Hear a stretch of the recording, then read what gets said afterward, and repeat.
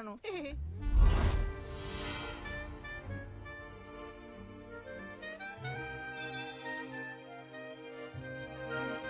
నీకు రోజు ఇదే పనా? అది 50,000 యూనిట్స్ నీ దగ్గర లేవని తెలుసుగా. కొంచెం వెయిట్ చేయగోకు. ఒక్కసారి బైక్ కొన్నాక బౌంటీ పడతా 1 మిలియన్ యూనిట్స్ కొడతా. ఆ తర్వాత కాంప్లెక్స్. ఏంటి జోకా? నవ్వాలా?